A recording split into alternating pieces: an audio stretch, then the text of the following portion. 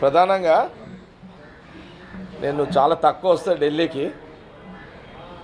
ఒకసారి సంవత్సరానికి ఒకసారి వస్తా, ఒకసారి 2 నెలలకు ఒకసారి వస్తా. ఈ మధ్యలో 6 నెలలకే వచ్చిన. మొన్న నా కూతురు కార్డు ఇవ్వడానికి 5 నెలల కింద వచ్చినుంటి. మళ్ళీ ఒకసారి ఎందుకో రాహుల్ గాంధీ గారిని, ఖార్గే గారిని కలవాలని వచ్చిన. నేను వచ్చిన విషయాన్ని కూడా నిన్న మీడియా ముందు చెప్పిన. సరే, రాహుల్ గాంధీ గారు నేను వచ్చి 6 రోజులైంది, కానీ 4 రోజులు వారు టూర్లోనే ఉన్నారు రాహుల్ గాంధీ గారు. సరే, ఆల్రెడీ రాహుల్ గాంధీ గారిది 15 రోజుల ముందు, 10 రోజుల ముందు, 1 మంత్ ముందే ఆల్రెడీ టూర్స్ డిసైడ్ అయ్యి ఉంటాయి. అయినా సరే ప్రయత్నం చేద్దాము, రాహుల్ గాంధీ గారిని కలవాలని వచ్చిన ప్రధానంగా ఈ రాజ్యసభకు సంబంధించిన తెలంగాణలో 2 ఉన్నాయి. ఆ 6 నెలల మీద కింద వచ్చినప్పుడు కూడా హనుమంతరావు గారు, వైసీరీత పెద్దోళ్ళు, ఎన్ఐసీ యూత్ కాంగ్రెస్, జట్టి కుసుమ్ కుమార్ కూడా కమ్మ సామాజిక వర్గము, కానీ కమ్మ కోట కాకుండా ఆయన ఎన్ఐసీ యూత్ కాంగ్రెస్, హనుమంతరావు గారు సీనియర్ నాయకులు, వైసీరీత పెద్దవాళ్ళు అని ఆ రోజు కూడా నేను రాహుల్ గాంధీ గారు చెప్పడం జరిగింది. మళ్ళీ ఒకసారి చెప్దామని వచ్చిన. సరే, సహజంగా మనందరూ కూడా తెలుసు, ఇంకా చాలామంది కూడా మా పార్టీలో ట్రై చేస్తున్నారు, ట్రై చేస్తారు కూడా, చేయాల్సిన అవసరం కూడా ఉంది, చేసుడు తప్పు కాదు. కొంత క్యాస్ట్ ఈక్వేషన్ కూడా చేస్తుంటారు. ఇంకా కొందరు బీసీలను, ఎస్సీ మాదిగాను, మేము పార్టీ సీనియర్స్ అని ఇంకా చాలామంది క్లెయిమ్ చేస్తుంటారు. మైనార్టీస్ కూడా చేస్తుంటారు. అంటే అవకాశాలు ఇప్పుడు వస్తాయా, మళ్ళా ఇంకెప్పుడన్నా ఖాళీ ఉన్నప్పుడు వస్తాయా, మళ్ళీ ఎప్పుడన్నా వస్తాయా అనేది మనం పక్కకు పెడితే, అల్టిమేటివ్ డిసిషన్ లాస్ట్ ఫైనల్గా కేసీ వేణుగోపాల్ గారు, అట్లాగే ఖార్గే గారు, దాని తర్వాత అల్టిమేటివ్ సిస్టంలో రాహుల్ గాంధీ గారు ఆ డిసిషన్ తీసుకుంటారు. కాబట్టి సోనియా గాంధీ గారి యొక్క నాయకత్వంలో బహుశా మరి రాహుల్ గాంధీ గారు తీసుకునే డిసిషన్లో అల్టిమేటివ్ రాహుల్ గాంధీ డిసిషన్ తీసుకుంటారో దాన్ని కాంగ్రెస్ పార్టీ ఎంటైర్ అందరు కూడా ఫాలో అవ్వడం జరుగుతుంది. సరే, నేను చెప్పిన 2 పేర్లని కాకుండా చాలామంది ట్రై చేస్తారు, ఇంకా అడుగుతున్నారు. కొందరు ఇంకా వేరే వాళ్ళకి రికమెండ్ కూడా చేస్తుంటారు. ఇప్పుడు ఇక్కడ నేను ఈ 3-4 రోజులలో కూడా విన్నా, అజ్మదుల్లా అజ్మదుల్లా కూడా మైనార్టీ నాయకుడిగా ఇప్పుడు ఆయన వక్ఫ్ బోర్డు చైర్మన్ కూడా ఉన్నాడు. ఆయన కూడా ట్రై చేస్తున్నట్టుగా వినికిడి ప్రయత్నము. ఎందుకంటే ఆయన కూడా ఎన్ఐసీ యూత్ కాంగ్రెస్ పనిచేస్తున్నాడు. అలాగే సాంబయ్య గారు, ఇది మాదిక సామాజిక వర్గానికి సంబంధించి ఏది మన వారు కూడా ఏదో వారి పరంగా కొందరు రికమెండ్ చేస్తున్నట్టు కూడా విన్నా. అట్లనే ఇప్పుడు మనకు వేముల నరేందర్ రెడ్డి కూడా, ఆయన పేరు కూడా నేను విన్నా ఇక్కడ. అంటే వేముల నరేందర్ రెడ్డికి కూడా వేముల నరేందర్ వేముల కాదు, కన్ఫ్యూజ్ అవుతుంటా, రెడ్డి కదా, బీసీ కాదు కదా. వేం నరేందర్ కూడా నాకు తెలియదు. అంటే ఆల్రెడీ షబ్బీర్ అలీ గారు కూడా అక్కడ అడ్వైజర్ ఆయన అంటున్నావు, తెలియదు, నాకు అది తెలియదు. మరి నేనైతే ఇక్కడ మేజర్గా వేం నరేందర్ రెడ్డి గురించి విన్నా, అట్లాగే అజ్మదుల్లా గురించి విన్నా. సాంబయ్య గారు చాలా సీనియర్ నాయకుడు కదా, మాదిగ సామాజిక వర్గానికి.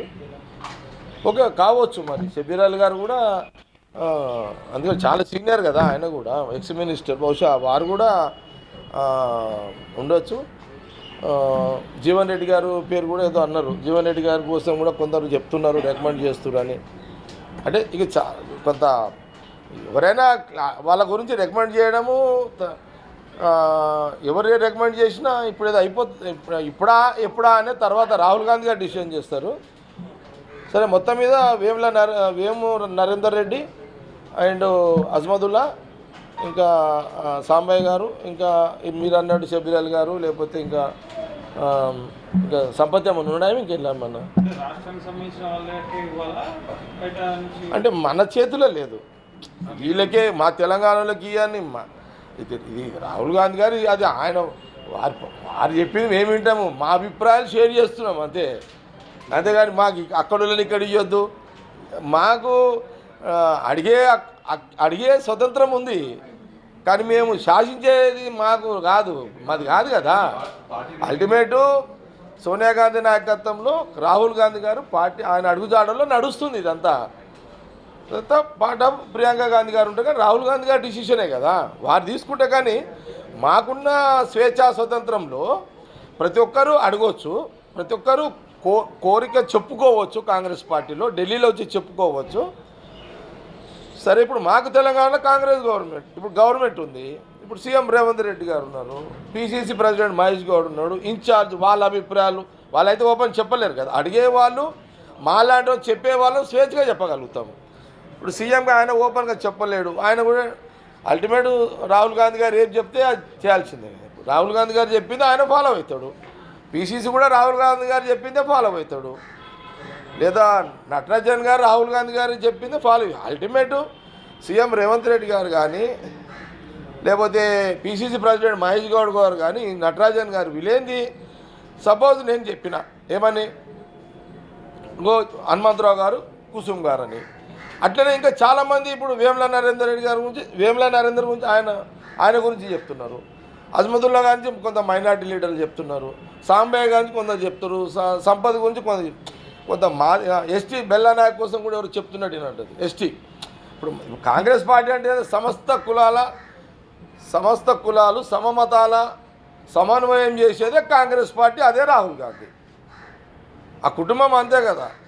అన్ని కులాలకు అన్ని మతాలకు స్వతంత్రము, స్వేచ్ఛ, అడిగే హక్కు, మాట్లాడే హక్కు, కొట్టుకునే హక్కు, విన్నారా, చెప్పుకునే హక్కు కాంగ్రెస్ పార్టీలు. ఈ జాతీయ రాజకీయాల్లో అసలు స్వతంత్రం ఉన్నది అంటే ఒక కాంగ్రెస్ పార్టీకే ఉంటుంది, బీజేపీకి ఉంటుంది. మళ్ళీ బీజేపీలో సిట్ అంటే సిట్, బయట बोलते बैठना, उठा बोलते उठना.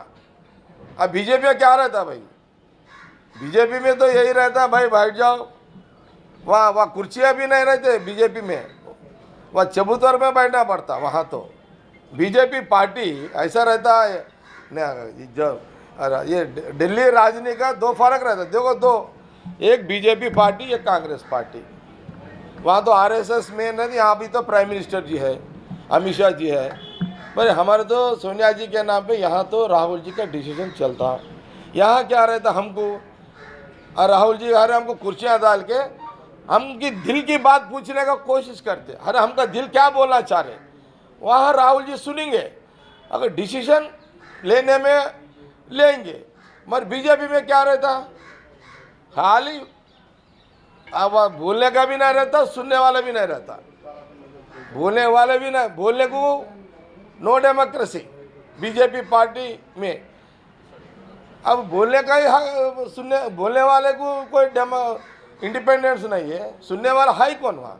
पर कांग्रेस में जितने भी बोल ना सके बोलो, सुनने वाले यहाँ रहते हैं. ये बीजेपी को या कांग्रेस को इतना फ़र्क रहता. इसलिए आज जो भी हम दिल्ली में भाई आज जगह रेडी हूँ मैं. आज आके जितना लोगों को मैं, कल कारगे जी को मिला मैं, ऑल इंडिया प्रेसिडेंट को.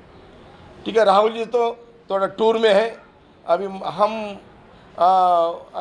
हम आने का, हम जो टाइम आए वो गलत टाइम पे आए. तो मैं तो बाकी का जिधर कहाँ बोलना वहाँ बोल दिया. केसी जी भी नहीं है, केसी जी भी टूर में है.